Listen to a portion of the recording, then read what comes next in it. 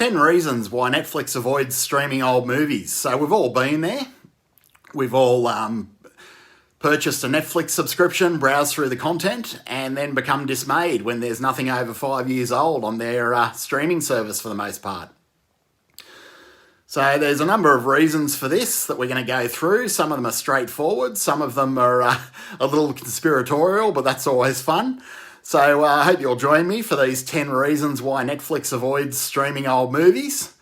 And reason number one, so most of these old movies are tied up in complicated rights deals, whether it's physical media or television or other streaming services or cable TV, whatever it might be. A lot of these old movies are in a bit of a limbo situation in terms of dealing with Netflix.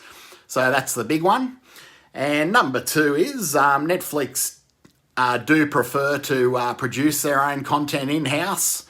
And the reason for that is so that they can control it and own it in perpetuity. They'd rather have a successful in-house property, of course, than pay someone else for brief rights, whether that's for a year or 5 years or 10 years, to stream something that they may make successful, and then it goes off to another streaming service. So that part of it is quite understandable, that part of their business model.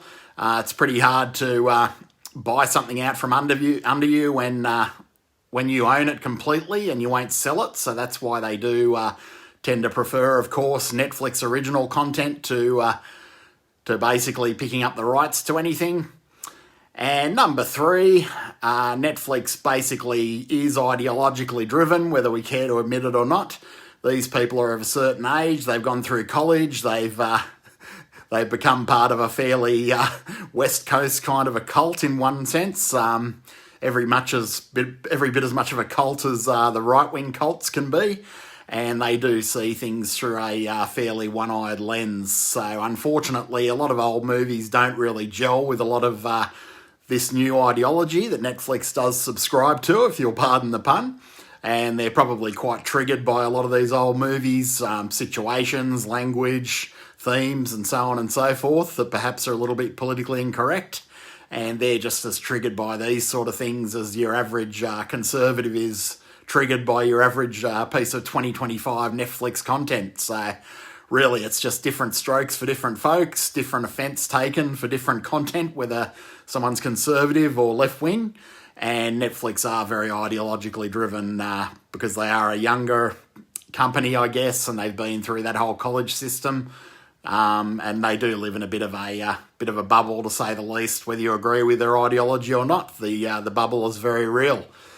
So thankfully things are changing a bit. They are becoming a bit more diverse, more genuinely diverse in their opinions of what can be streamed on their platform and what can't. I think they realise that you need to offer all kinds of views, whether they're right or wrong, or whether you agree with them or not.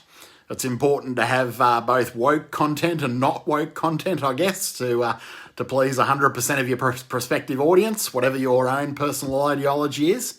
So we are seeing a lot of things like comedy specials that aren't politically correct and things like that, series that aren't politically correct. The recent Tom Segura series, Bad Thoughts, that was released on Netflix, is a good example of this. This is the kind of content that you simply wouldn't have seen on Netflix even 5 years ago, when they were more ideologically driven than they seem to be right now. So they are moving in the right direction in being more open to different kinds of content from different people with different opinions. So number four really, a lot of people don't kind of talk about it in regard to streaming, but I think it's a big one to keep in mind. So the kind of people that prefer old movies generally aren't people that like streaming services. They tend to like old physical media. The kind of people that like old movies like vinyl and things like that. They like to read books and so on and so forth. And they're probably not as keen on the weirdness of paying a subscription to enjoy their entertainment. So that is a big problem as well. The core audience for old movies aren't necessarily the core audience for Netflix. So that's just the way it goes, and also understandable from a business perspective. And number five, so the pacing. Number five reason why Netflix avoids streaming old movies. I think the pacing of old movies doesn't always gel with new audiences who are used to TikTok and Instagram and stuff like that. The pacing of movies that are 10, 20, 30, 40 years old, 50 years old can be excruciating for people who are used to multitasking and watching TikTok while they're doing their washing or whatever else they're doing. The human attention span has unfortunately lowered due to things like ChatGPT, Instagram, TikTok, and so on and so forth, and therefore the audience for older movies, unfortunately, has kind of died off a little. So hopefully that's not a permanent trend, but we have to acknowledge that it is a current trend. And number six sort of dovetails into everything else as well in the 10 reasons why Netflix avoids streaming old movies. So number 6, old movies do hurt their brand. So Netflix are making generally very substandard content for the most part. They're doing these productions quickly without a lot of effort, a lot of forethought. There's nothing really artistic about these things. And the worst thing you want to do is when you're selling a cheeseburger is show people what a filet mignon steak tastes like. So the last thing you want to do when you're Netflix is basically drop a streaming series and then it's fairly substandard quality, and then the other options are these amazing Academy Award winning movies from the 70s, 60s, so on and so forth. It really is going to show the general populace how lackluster your current product is. And if you want to do something really interesting, check out the most B-grade exploitation movie from 1982, and I challenge you to tell me that current Netflix content is any more artistic, is of a higher quality, because it just isn't. That's just a fact.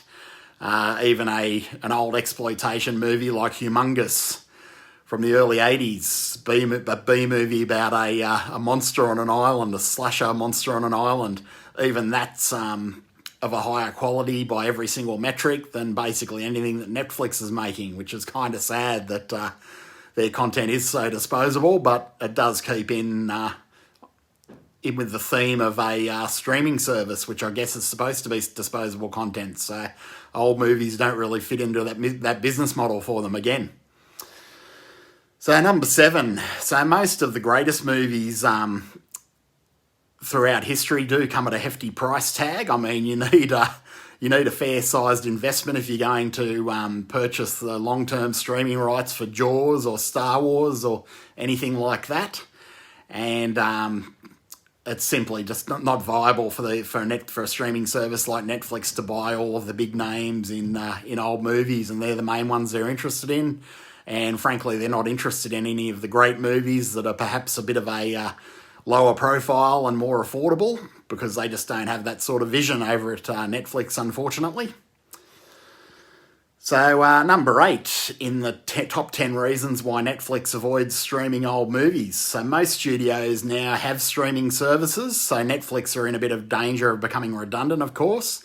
And as a result, most of these studios do have a fairly extensive back catalogue of old movies, and there's no reason to license these out to other streaming services, of course, because you're just pretty much shooting yourself in the foot by doing so. So Paramount Plus, of course, is going to show the creme de la creme of Paramount Studios throughout the decades, and the same goes for all these other streaming services that are owned by studios. So Netflix is a little bit on the back foot with that, and that's why they're trying to establish themselves as a studio in their own right. But unfortunately, it's all of this fairly disposable sort of content that doesn't hold a candle to anything made in the 60s or 70s or 80s. But it is what it is. And number 9, so Netflix seem a bit less concerned with movies nowadays. I think they realise that streaming services, especially the ones from other film studios, are going to take over that whole niche of movie watching. And they have entire back catalogues that Netflix won't be able to compete with. So we have seen Netflix pivot into comedy, documentaries, reality television, things like that. Netflix is progressively becoming trashier and trashier in terms of what content they are acquiring and producing. And they've even picked up WWE, of course, so they're the premier place to watch wrestling now. And arguably, their wrestling fans alone probably pay half the bills to keep the lights on and to keep all the investors satisfied over at Netflix at the moment. So we can expect them to keep going down that route of non-cinematic content, and they'll leave the films to the guys like Paramount Plus and Disney Plus and so on and so forth, I think, the way things are going. So number 10, the last one. So this is the one that gets a bit conspiratorial as to one of the 10 reasons why Netflix avoids streaming old movies. So Netflix are owned by shareholders, of course, and the main shareholders are, of course, BlackRock and Vanguard. So BlackRock and Vanguard are massive private equity firms, and their way of doing business is basically allegedly looting the communities in which they operate. So they're big on hoovering up housing and generally lowering the standard of living for Americans and other people around the world, and generally being quite nefarious, hollowing out the middle class and so on and so forth.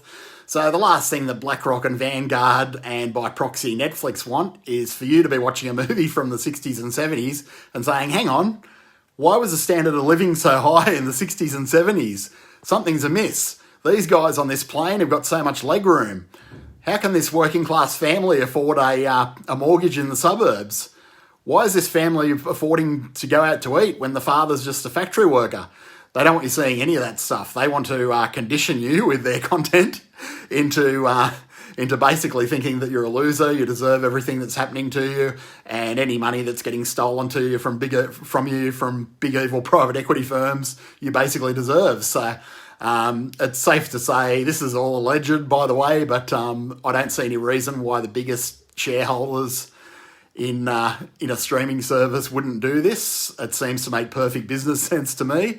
So even though it is all conjecture on my part, I have no proof of this at all. I believe that these private equity firms owning these streaming services don't really want you to see how great life was in the 60s and 70s and 80s compared to now, and how much more free people were, how much more of a middle class there was, and so on and so forth. So I think it's just easier to dumb down the populace by manufacturing entertainment that really makes you grateful for eating insects and not owning anything and being happy. So that's my only slightly joking conspiratorial number 10 for my 10 reasons why Netflix avoids streaming old movies.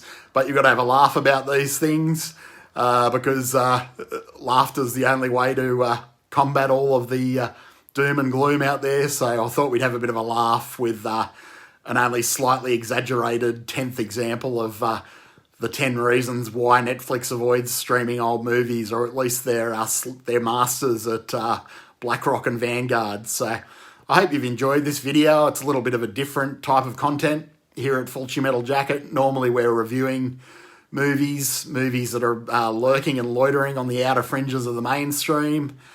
And if you'd like to find out more about that side of things, please like, share and subscribe. Otherwise, hope you're having a great day, and I hope you enjoy the rest of your day.